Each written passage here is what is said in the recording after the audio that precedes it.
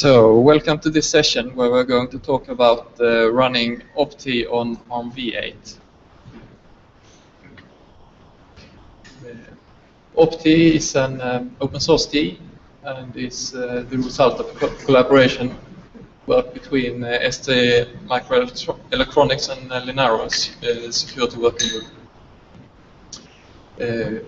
We have a complete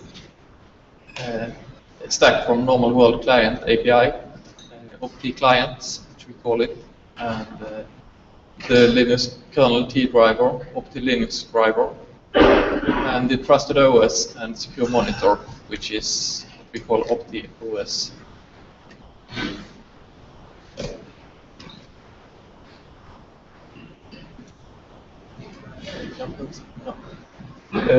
On ARMv8 we have first boot component is ARM Trusted Firmware, and Opti has to work together with that. ARM Trusted Firmware runs at EL3 and is in charge of guaranteeing the secure boot, PSCI, and SMCs to secure world.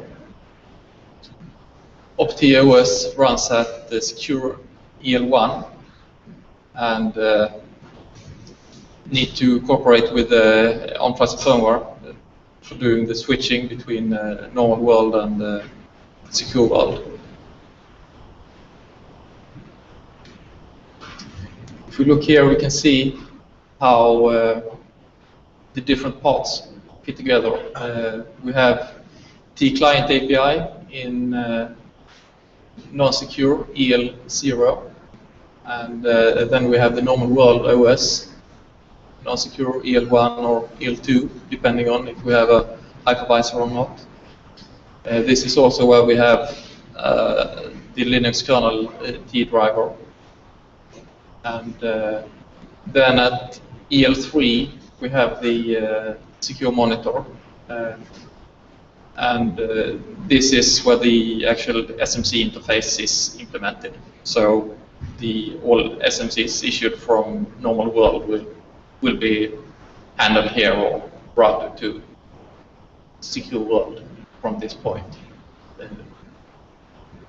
And our SMC interface, we have tried to build a generic API which we call PSMC, which all the the T driver in normal world, the dispatcher in EL3, and Trusted OS in secure EL1 need to agree on how we communicate. And then further down in secure EL0 we have the trusted applications that runs in more or less sandboxed.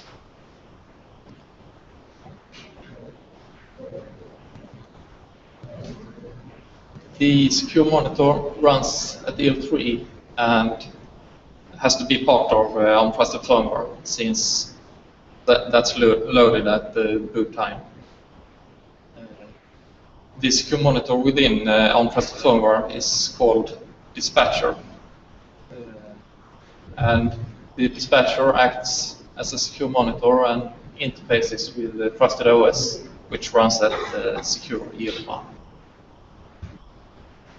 As of now, there's already one dispatcher in ARM Trusted Firmware, test secure payload dispatcher, and that's ARM Trusted Firmware showing how you can integrate the dispatcher. And I guess they also use it for testing purposes. For Opti, we need another dispatcher, since we use a different protocol when communicating with Opti, and we call it Opti dispatcher.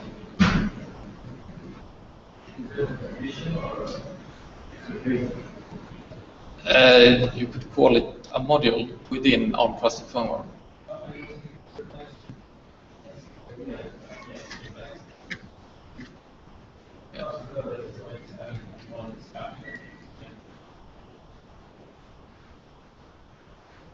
Yeah, thank you. The opt dispatcher works in principle like the test-execute payload dispatcher, but it handles SMCs specific to opt. It routes FIQs and IRQs specific for opt, and it also starts opt in ARMv8 as compared to test-execute payload, which runs in ARMv64. The dispatcher itself is transparent to normal world, and we have no dispatcher-specific changes in our Linux driver. It's the same whether it's ARMv8 or it's v7. Oh, so you're saying that there's no changes between different architectures? Sorry? You're saying that there's no dispatcher changes between v7 and v8? Yeah. Okay, but you still have the Linux driver specific to the opt dispatcher. It won't work with a different dispatcher. It's specific for the TSMC protocol that we have when we communicate with opt-OS, but the protocol is the same regardless if it's v8 or v7. Right, okay.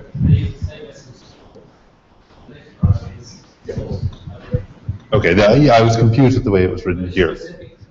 Yes. Yeah. Gotcha, got it, makes sense.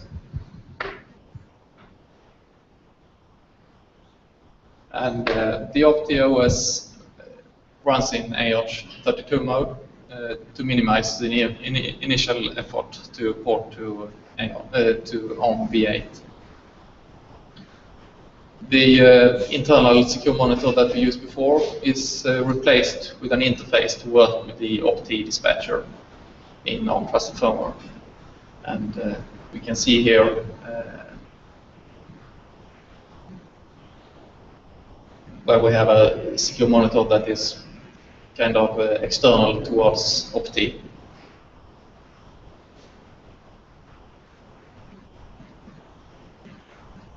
Opt client and Linux driver, it was just ported to compile properly with ARMv64, since normal world is running in ARMv64.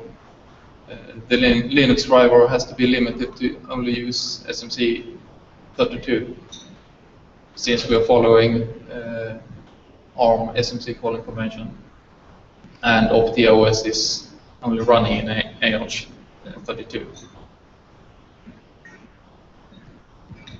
That means, for instance, that we can't use physical pointers that are 64-bit. So that's a limitation.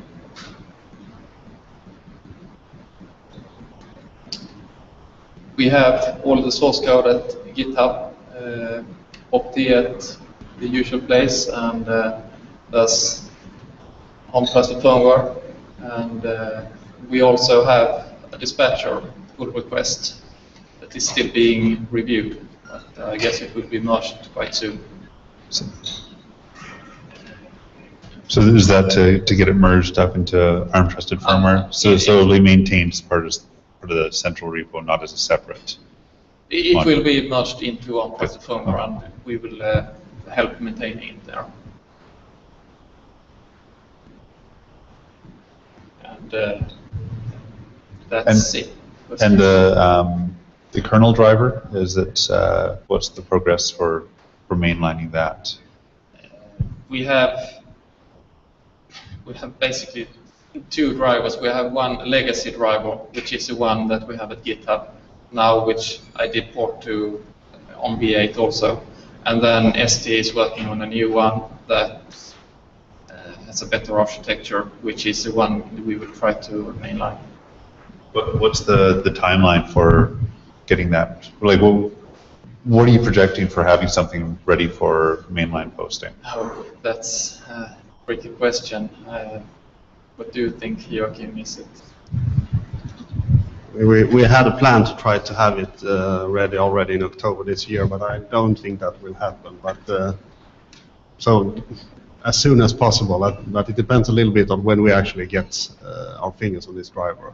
So, But it looks a little bit better. It's better structured. It's divided into two components, one generic component and then one specific component for the different environments. If you have dedicated security processor or you have a custom environment and such. So I think it's worth waiting for it. So, and for that reason, we are trying to not put too much efforts in the kernel driver for the moment, because we know it will be replaced rather soon with something else. Right. Yeah.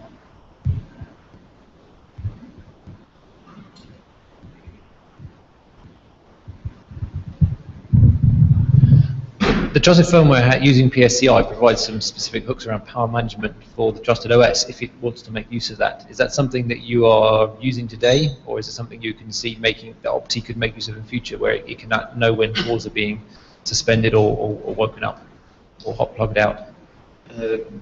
Currently, we don't need it since we don't really use any hardware.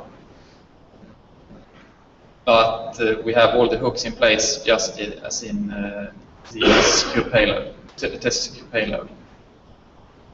So it's just a matter of filling in the functions if you need something. Yeah. How is the protocol in the communication channel to T? Is it stable? Are there, like, if once we have a driver and merge it into mainline, or do we have some assurance that that driver is now going to work with lots of different platforms that implement OPT? I didn't get the last part. Is the protocol stable? Yes, Okay. as stable as we can see it, at least. I mean, we haven't had to make any drastic changes over the last few months. So can we expect that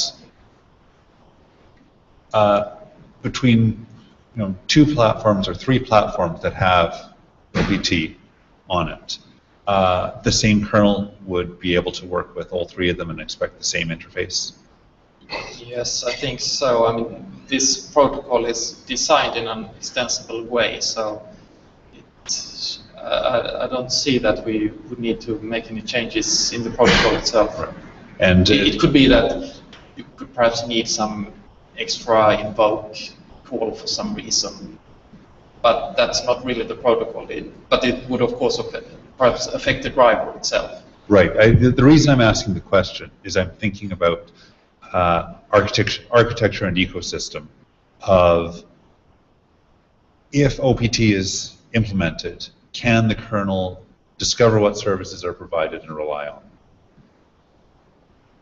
Yeah, the driver starts with probing Opti, asking for which version it is, some specific UUID for this Opti, and so on, to be able to know what it's talking to. Right. Okay.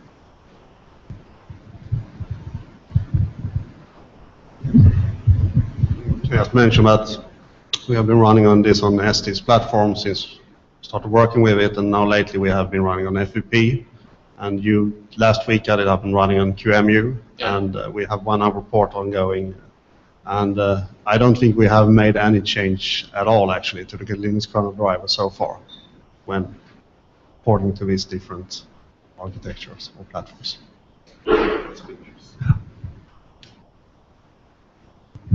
What's your plan for reporting it to V8 Silicon, to hardware on V8?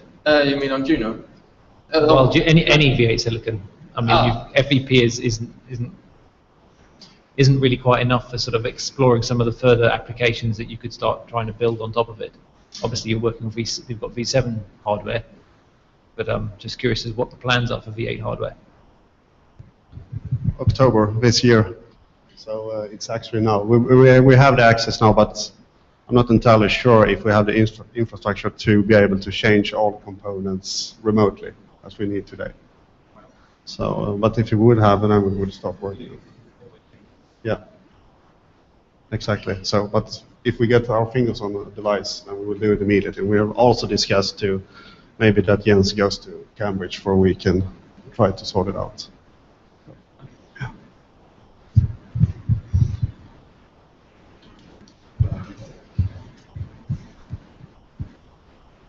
Sorry, I came a little bit late, but did you say there are some sample secure apps available right now? We have only one publicly available, and that's the Hello World application that we demoed in the previous presentation. But internally, when we are testing Opti while developing, we have a test framework which contains several trusted applications. And I guess that we have plans to make them available for members. And is Opti SMP aware? Can it run on multiple cores simultaneously, or? It's not restricted to run only on one CPU. It depends on normal world, which CPU it enters secure world with, and we will run on that one. But we only have one thread in secure world at a time.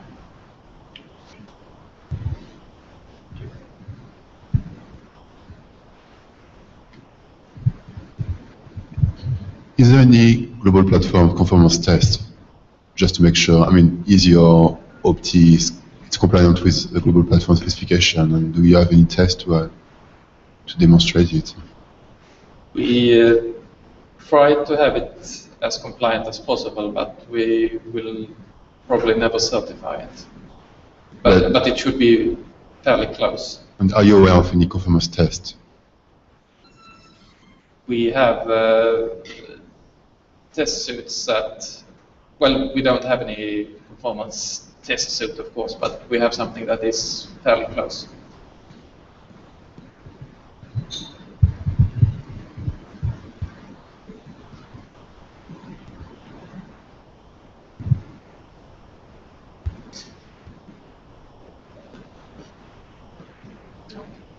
Okay, further questions? Thanks a lot.